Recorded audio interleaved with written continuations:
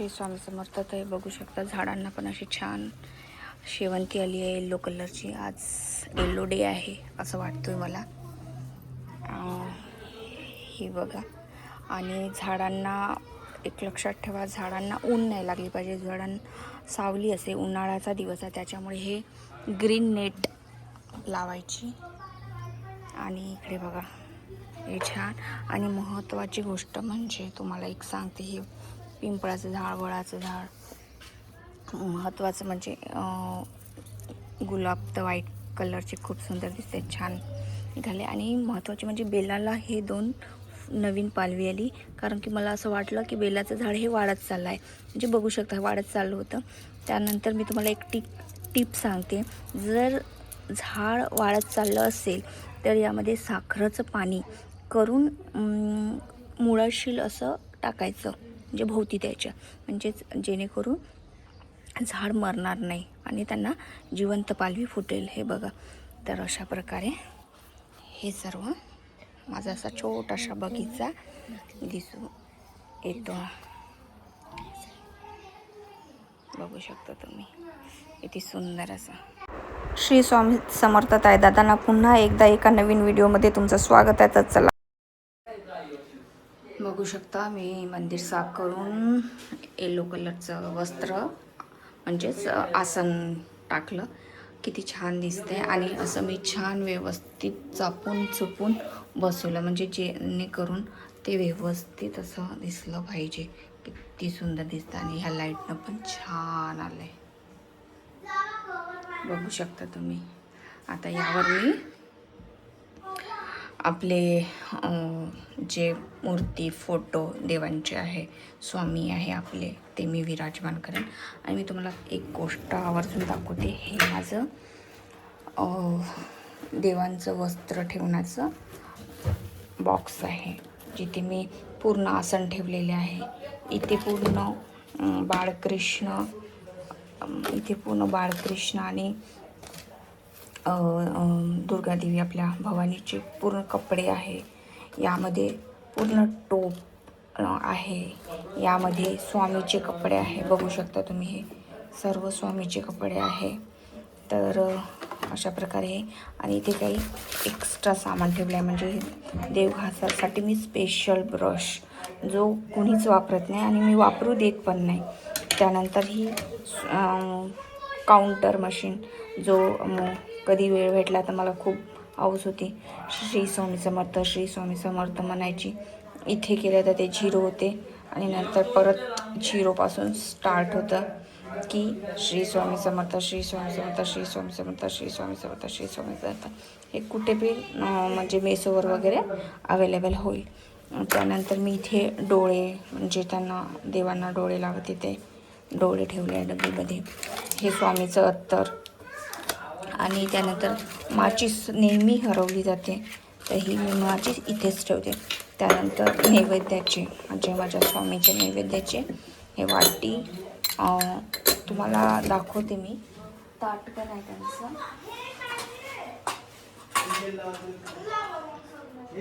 त्यांचं हे ताट स्वामींचं. आणि हा डबा मी एक्स्ट्रा त्यांना काही म्हणजे मठात वगैरे घेऊन जायचं असेल तर हे डबे मी घेतले आहे, जे तुम्हाला ऑलरेडी दाखवले असेल आधीच्या ब्लॉगमध्ये. तर हे डबे, स्वामीचे ताट आणि ह्या वाट्या, ह्या प्रसादासाठी ह्या 2 वाट्या घेतल्या आणि ह्या भाजीसाठी असते. तर हे झाले स्वामीचे वस्त्र. असे मी व्यवस्थित ठेवले की जेणेकरून ते पटकन भेटले पाहिजे, न वेळ घालवता. तर हे झालं. आणि हे सगळ्या प्रकारचे, म्हणजे येलोचे माझ्याकडे 2 आसन आहे आणि पिंक कलरचं आसन आहे. हे बघा, हे येलो कलरचे. आणि हे रेड कलरचं आसन आहे. रेड कलरचे माझ्याकडे छोटे 2 आहे, म्हणजेच हे छोट्या चौरंग पाटावर टाकण्यासाठी, नाही का.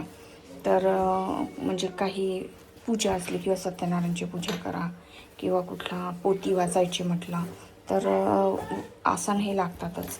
तर त्याच्यामुळे मी काही ऑनलाईन, काही दुकानातून असे आसन मागवले आहे.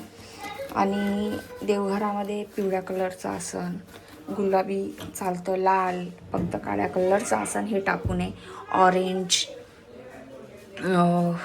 ऑरेंज कलर, रेड कलर या कलरचे आसन टाकायचे स्वामीसाठी. तर हे बघू शकता, हे आसन, हे देवघराचे कपडे, अशा प्रकारे मी हे सर्व ठेवलं आहे व्यवस्थित.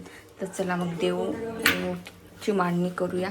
देवाची मांडणी केल्यानंतर देवघर कसं दिसतं हे दाखवूया. चला. कलशाला असं धुवून स्वच्छ करून भरून घेतलं. मी तुम्हाला एक आश्चर्याची गोष्ट सांगते, ती म्हणजे ह्या पानाची. मी 1 महिन्यापूर्वी आधी या कलशामध्ये असं पान ठेवलं होतं. तर हे जसं असं वाटते की हे आत्ताच ताजं तवानं म्हणजे झाडाला तोडून आणलेलं आहे. नाही, हे एका महिन्याच्या पूर्वीचं पान आहे. जसं हिरवंगार दिसतं, म्हणजे टवटवीत आहे, ते चिमलं नाही किंवा पाण्यामध्ये असं सडलं नाही, म्हणजे काहीच झालेलं नाही. असं बघू शकता तुम्ही. खूप सुंदर असं पान इथे हे 1 महिन्यापूर्वी ठेवलेलं पान आहे. अशी छान कलशाची पानं ठेवलेली आहे. त्यावर कुंकू टाकूया, हळद कुंकू, त्यानंतर सुपारी, फूल, 1 रुपयाचं नाणं आणि ओलं करून नारळ ठेवूया, जेणेकरून ते त्याला कोंब येईल. पण अजून कोंब आलेला नाही, हे तुम्ही बघू शकता. बघू, एक दिवस कोंब पण येऊन जाईल आणि हा ब्लॉग आठवणीत आपला राहील. तर ही झाली कलशाची स्थापना. स्वामीची पूजा करायचा किंवा म्हणजेच पूर्ण आवर केलं म्हणजे सुट्टीच्या दिवशी किंवा आपल्या इतर कामामध्ये, तर पूर्ण काम आणि पूर्ण देवघर घासून स्वच्छ करून पुसून नीटनेटकं ठेवण्याला पूर्ण टोटली मला तासभर तरी जातातच. तास किंवा 2 तासही म्हटलं तरी चालेल. आता हे बघा, हा कासव आहे. कासवाचं तोंड कुठे ठेवायचं? तर नेहमी सांगते की कासवाचं तोंड हा स्वामीकडून ठेवायचा, म्हणजे या दिशेला ठेवायचा आणि त्यावर शंख मात्र न विसरता ठेवायचा. हा शंख, त्याच्यावर शंखाचं तोंड हे स्वामीच्या दिशेनं असायला पाहिजे. त्यानंतर शंखामध्ये पाणी असायला पाहिजे. थोडं थेंबभर, म्हणजे जसं ज्याप्रमाणे शंख आहे, शंखामध्ये पाणी असायला पाहिजे आणि शंखाचं तोंड आणि अंगठ्या एवढी मूर्त ही शिवलिंगाची पिंड, म्हणजे अंगठ्या एवढी शिवलिंगाची पिंड असायला पाहिजे. त्यानंतर हे सगळं करता स्वामीची पूजा, अदर कामं म्हणजे देव घासणं किंवा कुठलेही काम असू द्या, आसन चेंज करणं, त्यांना स्वच्छ करणं, पुसणं, त्यांचे दागिने, त्यांचे वस्त्र घालणं, या गोष्टीमध्ये असं पूर्ण टोटल असं जर वेळ काढतो म्हटलं तर 2 तास न चुकता जातात. त्यांना दागदागिने घालणं आणि अशा देव जरी पूर्णपणे घासून झाले तरी हे पूर्ण असं छोटे छोटे जे बारीक कामं आहे, म्हणजे त्यांचे वस्त्र घालणं, त्यांच्या डोळ्यांचे जर काही निघाले असेल फेविकॉल वगैरे ते घालणं, ह्या सगळ्या गोष्टी असतातच. तर बघू शकता तुम्ही. तर त्यामुळे खूप असं उशीर म्हणजे लागतोच, म्हणजे वेळ द्यावा लागतो भक्ती करताना. भक्तीचा अर्थ तुमचा त्यामध्ये काय म्हणतात, भाव किती आहे यावर असं दिसून येतं. स्वामीच्या याच्यावर तुमचा भाव किती आहे देवाकडं. तर ह्या सगळ्या गोष्टी यामध्ये दिसून येतात. तर खरं सांगू ना तुम्हाला, भाव महत्त्वाचा आहे. एक लक्षात घ्या, हा भाव महत्त्वाचा आहे. भक्तीमधला भाव महत्त्वाचा आहे. बघू शकता तुम्ही, जास्वंदानी असं देवघर किती सुंदर दिसतं, म्हणजे पूर्ण तयारी व्हायची बाकी आहे, पण ते येतं आहे. तुम्हाला एक सांगते की भाव महत्त्वाचा आहे. याचं कारण यामध्ये की लोक म्हणतात की हे स्वामीनाथा किंवा कुठल्याही देवाला जेव्हा प्रार्थना करतात त्यामध्ये स्वार्थ नसो, म्हणजेच माझं हे काम झालं तर मी तुम्हाला 1 पाव पेढा चढवील, जर माझं हे काम झालं तर मी कुठे दर्शनाला येईल, जिथे तुमचं कुलदैवत्व आहे किंवा जे काही असेल ते XYZ. तर असे तर तुम्ही या स्वार्थापोटी पूजा करू नका, भक्ती ठेवू नका, कारण की स्वामीला हे सगळं माहीत असतं. त्या ब्रह्मांड नाही का, त्यांना सगळं काही माहीत असतं. तर ह्या ज्या गोष्टी असत्या ना, तुम्ही या गोष्टी अशा करू नका की मी भाव ठेवीलच, म्हणजे मी काहीतरी तुमची सेवा करत आहे म्हणजे मला काहीतरी मिळायला पाहिजे. ह्या गोष्टी तुम्ही ठेवू नका. श्री स्वामी समर्थ. मी नेहमी सांगते की कुठलीही अपेक्षा ठेवून, ते ब्रह्मांड नाही काय, त्यांना सगळं काय माहीत आहे. ते कुठलीही अपेक्षा ठेवून निस्वार्थ भक्ती करा. म्हणजेच कुठली अपेक्षा ठेवायची नाही की माझं हे होऊ दे ते होईल. स्वामी बरोबर वेळ आल्यानुसार स्वामी बरोबर ते करतात आणि स्वामी अंधारात न्याय करतात. त्याचा न्यायाचा प्रकाश मात्र उजेडात होतो. तर मी हेच सांगते की कुठलीही अपेक्षा ठेवता माझं असं होऊ दे, माझं ते काम होऊ दे, ही अपेक्षा असली अपेक्षा न ठेवता स्वामीचं नामस्मरण करा. स्वामीला सतत कुठेही तुम्हाला अशी गरज नाही आहे या गोष्टीची की तुम्ही इथेच जपच केला पाहिजे एक माळ किंवा हे. ते अनंत कोटी आहे, त्यांचं नाम स्मरत जेवता खावता उठता बसता काम करता असं सतत म्हणत राहायचं की श्री स्वामी समर्थ, श्री स्वामी समर्थ, श्री स्वामी समर्थ असं जप करत राहा. निस्वार्थ सेवा केली म्हणजेच ती स्वामीपर्यंत पोचतेच असं आहे.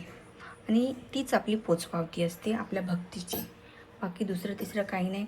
आणि मी तुम्हाला ज्याप्रमाणे सांगितलं की काळ्या कलरचं म्हणजे आसन हे टाकायचं नाही.